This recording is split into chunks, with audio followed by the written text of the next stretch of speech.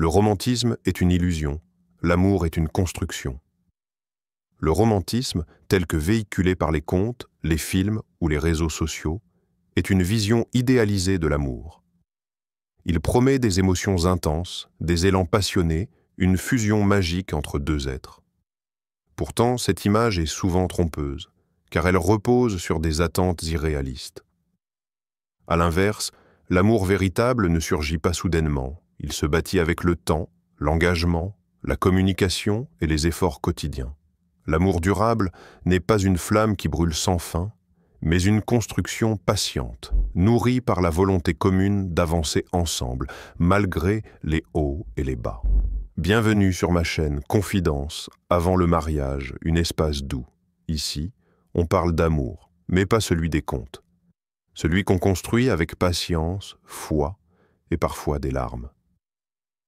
As-tu déjà aimé quelqu'un, sans savoir vraiment comment l'aimer? Aujourd'hui, on ne va pas juste parler d'amour, on va parler de ce qui le fait durer. Assieds-toi, respire. Ferme les yeux si tu veux, et écoute avec ton cœur. Car cette vidéo pourrait changer ta façon d'aimer pour toujours. Premier. L'illusion douce du romantisme. Il y a cette image qui hante les imaginaires. Deux êtres se croisent dans un café, leurs regards se rencontrent, le temps s'arrête. Une musique douce s'élève dans le silence du monde et tout semble écrit d'avance. Le romantisme nous a fait croire que l'amour commence dans une étincelle et s'épanouit sans effort, comme une fleur offerte par le destin. Mais cette scène, aussi belle soit-elle, est souvent une fiction. Le romantisme, tel qu'on le consomme dans les livres, les films ou les réseaux sociaux, est un produit culturel. Il est né du désir humain de sublimer la réalité, de la transformer en rêve. Il nous fait miroiter un amour sans douleur, sans effort, sans faille. Un amour qui répond à tous nos manques, un autre qui devine nos besoins sans qu'on ait besoin de parler. L'âme sœur parfaite, le partenaire idéal. Et pourtant, cette illusion si douce peut devenir un poison lent. La vérité, c'est que beaucoup de gens se sentent frustrés, malheureux ou déçus. Non pas parce que l'amour leur manque, mais parce qu'ils attendent de lui ce qu'il ne peut pas leur donner. On attend de l'amour qu'il nous fasse vibrer, chaque jour, comme au premier instant. On s'imagine que quand ça ne frémit plus, c'est que l'autre n'est plus le bon, comme si le véritable amour se reconnaissait à l'intensité des papillons. Gary Chapman, auteur des Langages de l'amour, le dit simplement « Le coup de foudre ne dure pas. Ce n'est pas de l'amour, c'est de l'euphorie. » Et cette euphorie, on la confond trop souvent avec la réalité de l'attachement. Or, l'amour qui dure ne ressemble pas au début briqueté passionnel. Il est plus discret, plus stable, parfois moins spectaculaire, mais infiniment plus profond. Imagine, tu es avec quelqu'un depuis 1 an. Au début, tout semblait magique. Vous restiez des heures à parler, vos mains se cherchaient, les textos fusaient, les petits gestes s'enchaînaient, tu t'endormais le sourire aux lèvres et tout semblait simple. Et puis, doucement, les habitudes se sont installées. Les messages sont devenus plus courts, les surprises plus rares. Et un matin, tu te réveilles et tu te demandes « Est-ce que je l'aime encore ou est-ce que c'était juste une phase ?» Ce moment, beaucoup le vivent. Il ne dit pas que l'amour s'est éteint. Il dit simplement que l'illusion s'efface. Ce n'est pas une fin, c'est un passage. Celui où la réalité demande à être vue. Celui où l'autre apparaît dans toute sa complexité. Celui où tu décides, ou non, de continuer. C'est là que le romantisme révèle ses limites. Il promet la passion, mais ne prépare pas à l'ombre, au doute, à la fatigue du quotidien. Il nous fait croire que l'amour est un état, alors qu'il est un chemin. Martin Luther King disait « La mesure ultime d'un homme n'est pas où il se tient dans les moments de confort, mais où il se tient dans les moments de défi. » Cette vérité s'applique aussi à l'amour, car aimer n'est pas se sentir bien tout le temps. Aimer, c'est faire face aux jours gris sans fuir. C'est rester quand tout en toi voudrait courir. c'est choisir de comprendre quand il serait plus facile de juger. Le romantisme ne parle pas de ça. Il préfère la lumière douce des débuts à la rudesse de l'engagement. Mais un couple qui dure ne se nourrit pas de poésie seulement. Il se forge dans l'authenticité, dans la capacité à dire « je te vois tel que tu es et je te choisis encore ». Peut-être que l'erreur n'est pas de rêver, mais de croire que le rêve est une destination plutôt qu'un passage.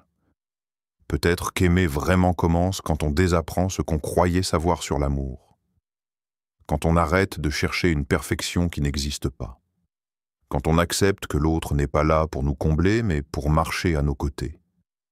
Il y a dans le romantisme une nostalgie de l'idéal. Mais il y a dans la construction de l'amour une beauté bien plus rare, celle de l'intention, de l'engagement libre, du lien qu'on façonne à deux. Deux. L'amour commence là où le fantasme s'arrête. Il y a un moment où tout ralentit, où ce regard qui faisait battre ton cœur 1000 fois par minute devient familier, où sa voix, ses gestes, ses habitudes ne surprennent plus mais rassurent ou agacent. Ce moment, c'est celui où la magie s'efface, où le masque du fantasme tombe doucement, révélant ce qu'on avait refusé de voir. L'autre est humain, fatigué, contradictoire, parfois blessé, parfois blessant, et c'est là, à cet instant précis, que l'amour commence. Pas celui qu'on imagine, non, celui qu'on vit vraiment. Le fantasme amoureux est une construction mentale. Il projette sur l'autre ce que nous espérons de lui, souvent sans le connaître vraiment. Nous tombons amoureux d'un idéal, d'une promesse, d'un miroir qui nous flatte. Esther Perel, célèbre thérapeute de couple, le dit très clairement. Nous ne nous lions pas à des personnes, nous nous lions à des fantasmes. Et ensuite, nous sommes déçus qu'elles soient humaines. Mais l'amour authentique, celui qui résiste, commence précisément quand on accepte cette humanité, quand on arrête de vouloir que l'autre nous corresponde parfaitement, quand on renonce à l'image parfaite pour embrasser la personne réelle. Là commence un lien beaucoup plus précieux, un amour conscient, qui ne s'effondre pas à la moindre faille. Il faut du courage pour aimer après la chute des illusions. Il faut du silence pour entendre ce que l'autre n'ose pas dire. Il faut du recul pour voir que l'amour n'est pas un feu d'artifice, mais une braise qu'on alimente doucement. Bell Hooks, penseuse majeure du lien amoureux, écrivait « L'amour n'est pas juste un sentiment.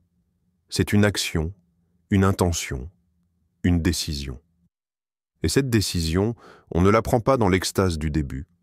On la prend quand on voit l'autre dans sa vérité, maladroit, imparfait, parfois incohérent, mais vivant, et qu'on l'aime quand même. Imagine une scène, un couple dans une cuisine, rien d'exceptionnel. Il ou elle coupe des légumes. L'autre vide le lave-vaisselle. Il n'y a pas de mots doux, pas de fond musical romantique, juste deux personnes qui partagent le quotidien. Un geste d'attention ici, un silence partagé là. C'est banal. Et pourtant, c'est là que réside la vraie force du lien. Quand on accepte de rester même dans l'ordinaire. Quand on découvre que l'amour, ce n'est pas fuir l'ennui, mais traverser la monotonie en construisant du sens. Quand le cœur ne cherche plus l'intensité, mais la continuité. Tu vois, le fantasme te promet le frisson. Mais il disparaît dès que la vie réelle s'installe. L'amour, lui, commence quand tu acceptes de ne pas être surpris tous les jours, mais d'être vu. Quand tu n'attends plus d'être comblé en permanence, mais que tu cherches à comprendre, à soutenir, à écouter. Quand tu arrêtes de demander « Est-ce que cette personne me rend heureux ? » et que tu commences à te demander « Qu'est-ce que je construis avec elle ?» Ce basculement intérieur change tout. Il transforme la relation. Il fait passer de la dépendance émotionnelle à la responsabilité affective. Et là, la magie revient, une autre forme de magie, plus calme, plus profonde, plus libre. L'amour commence quand on cesse d'attendre qu'il nous sauve, quand on ne confond plus l'autre avec une solution à notre vide, quand on comprend que l'amour, ce n'est pas trouver quelqu'un qui nous complète, mais quelqu'un qui nous accompagne. Il y a dans la désillusion une porte discrète, et derrière, un amour plus humble, mais plus vrai. Un amour qui connaît les failles, mais choisit d'aimer malgré. Un amour qui ne brille pas comme l'or, mais qui tient comme le bois. Un amour qui dit « Je sais que tu n'es pas parfait, moi non plus, mais je suis là, et je reste. » Troisième, construire, ce n'est pas rêver, c'est agir, aimer. Ce n'est pas attendre que l'amour fonctionne de lui-même. Ce n'est pas espérer que le lien se renforce comme par magie, sans effort. Ce n'est pas vivre côte à côte et supposer que l'affection va suffire à combler les blessures du quotidien. Non. Aimer, c'est construire. Et construire, ce n'est jamais passif. C'est choisir de faire, de dire, de réparer. C'est revenir dans la pièce quand on aurait voulu claquer la porte. C'est poser des mots quand le silence pèse, ou au contraire, se taire pour écouter. Et ça demande un choix. Celui de ne pas fuir. Celui de rester en lien. Un couple traverse une dispute. Elle se sent incomprise, il se sent accusé. Les mots claquent, les regards s'évitent, le ton monte. Puis le silence. Long, chargé, froid. Et à ce moment-là, deux options. Attendre que l'autre vienne ou décider d'agir. Ce n'est pas l'amour qui les sauvera. C'est la décision de dire, après une profonde respiration, « Je veux comprendre. Je suis prêt à écouter. » Cet acte-là, simple mais courageux, devient un pilier. Une brique dans l'édifice. Ce n'est pas romantique, ce n'est pas poétique, mais c'est fondamental. Gary Chapman, spécialiste des relations humaines, a identifié 5 langages de l'amour. Ce sont 5 manières différentes de montrer et de recevoir de l'amour. Les paroles valorisantes, le temps de qualité, les services rendus, le contact physique, les cadeaux. Construire une relation, c'est apprendre le langage de l'autre.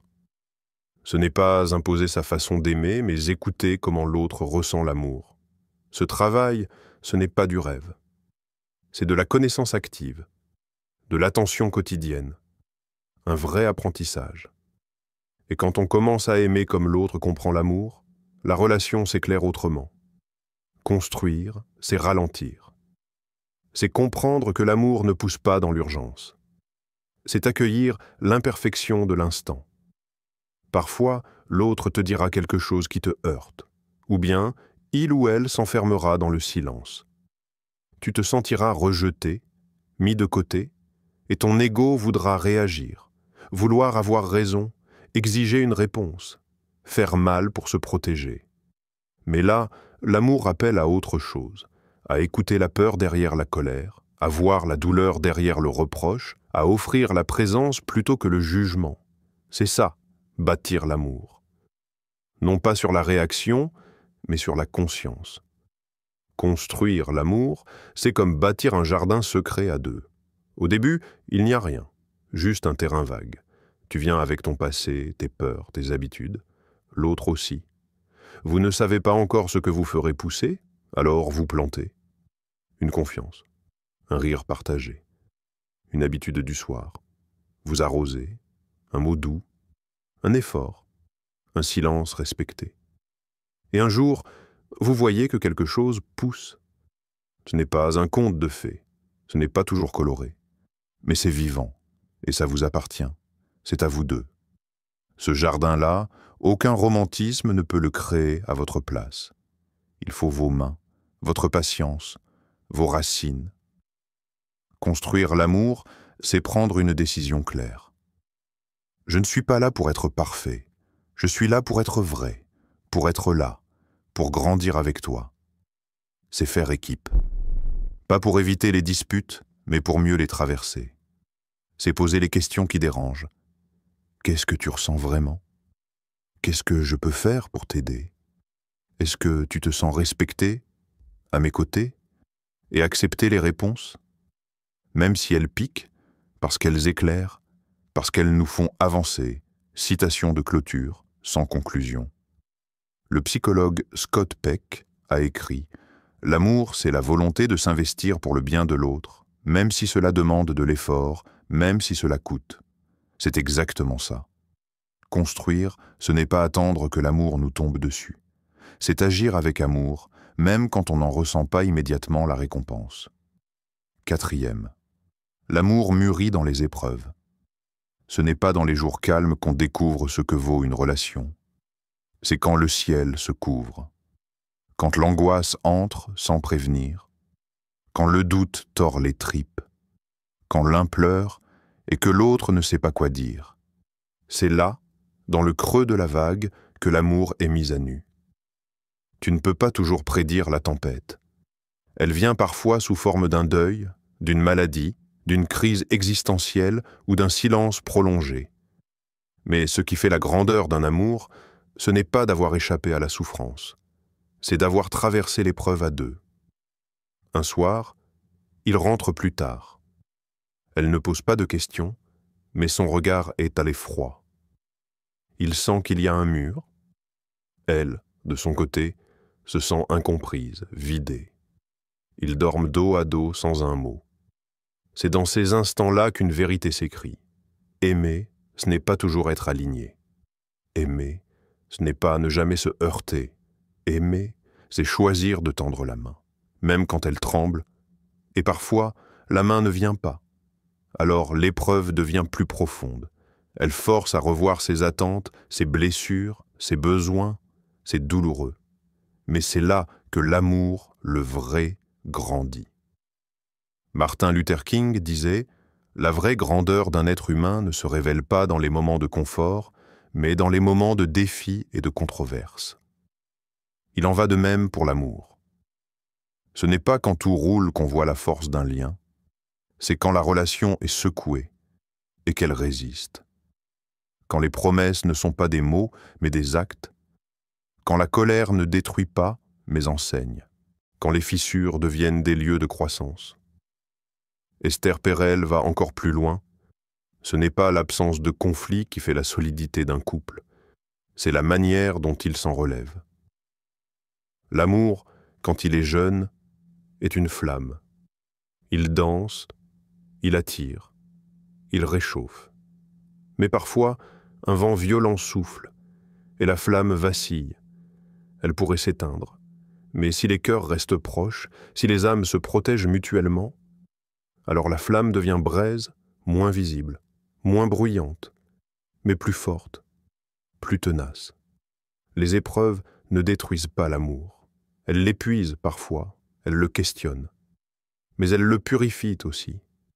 Elles lui retirent ses illusions. Elles le forcent à devenir vrai. Il faut comprendre une chose. Les épreuves ne sont pas des accidents dans le chemin de l'amour. Elles font partie du chemin. Aimer, c'est accepter cette réalité. C'est ne pas fuir au premier déséquilibre. C'est ne pas croire qu'un conflit signifie la fin. C'est faire le choix, difficile, courageux, de rester vulnérable même quand on a été blessé. Parfois, c'est aussi reconnaître ses torts, s'excuser.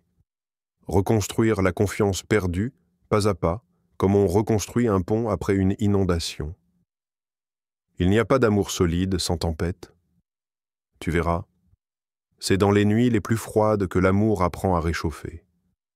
C'est dans les silences les plus lourds qu'on découvre la valeur d'un mot juste. Et c'est dans la chute, dans les larmes, dans le doute, que l'on comprend que l'autre est un refuge, pas une menace. Aimer, ce n'est pas ne jamais tomber, c'est tomber à deux et choisir de se relever ensemble. Encore et encore. La thérapeute Brené Brown dit « La vulnérabilité est la naissance du lien, de la confiance, de l'amour. Et cette vulnérabilité, on ne la rencontre pas dans les moments faciles. On la rencontre dans la faille, et quand elle est accueillie, elle devient fondation. » 5. Aimer, c'est choisir, encore et toujours. Il y a des jours où aimer est facile, où les regards s'accordent, où les gestes sont doux, évidents, on rit, on se comprend. Ces jours-là, le cœur dit oui sans effort. Et puis il y a les autres jours. Les jours d'ombre, de silence, de fatigue, les jours où l'autre ne ressemble plus à celui ou celle qu'on avait rencontré. Les jours où on doute, où on se demande « Est-ce que c'est ça, aimer ?» C'est là que l'amour devient un choix, pas un élan, pas une émotion, un choix. Aimer, ce n'est pas un sentiment constant, ce n'est pas une vague qui nous porte sans fin. Aimer, c'est décider. Décider de rester, de comprendre, d'accompagner. Chaque matin, chaque soir, choisir l'autre, même quand c'est flou, même quand on est tenté de fuir, même quand on est vidé. Gary Chapman disait « L'amour n'est pas seulement une émotion, c'est un engagement quotidien. Et cet engagement ne se fait pas une fois pour toutes, il se renouvelle, il s'affirme, il s'éprouve. C'est cette répétition du choix qui rend l'amour solide, pas spectaculaire, mais réel. Un couple, 20 ans ensemble. Les rides ont remplacé les promesses, les silences sont plus fréquents, mais aussi plus paisibles. Il ou elle prépare le café pendant que l'autre trie des papiers. Une vie simple, pas de feu d'artifice, mais une tendresse sourde, une stabilité qui rassure. Ils se sont choisis encore et encore. Pas parce que c'était parfait, parce qu'ils ont appris que le lien est plus fort que l'émotion du moment. Il y a quelque chose de noble dans ce choix-là. Quelque chose qu'on ne voit pas sur Instagram, mais qui tient deux êtres debout. L'amour est une graine. Le romantisme, la plante. Mais seul le choix l'arrose. Chaque conflit est une sécheresse. Chaque peur est une tempête. Chaque déception, une nuit sans lune. Mais quand deux cœurs choisissent de rester enracinés l'un près de l'autre, malgré la saison, alors l'arbre de leur lien devient majestueux, solide, vivant et profond. Aimer, c'est dire « Je sais que le vent souffle fort, mais je suis encore là, et je choisis de ne pas m'en aller. » Peut-être qu'en ce moment même, tu doutes. Peut-être que tu te demandes si ça vaut encore la peine. Peut-être que tu te dis que le feu est trop bas, que l'étincelle est partie. Mais si tu choisis encore, si l'autre choisit encore, alors tout est encore possible. Parce que l'amour ne dépend pas de ce que tu ressens. Il dépend de ce que tu décides de faire, de ton intention, de ta présence.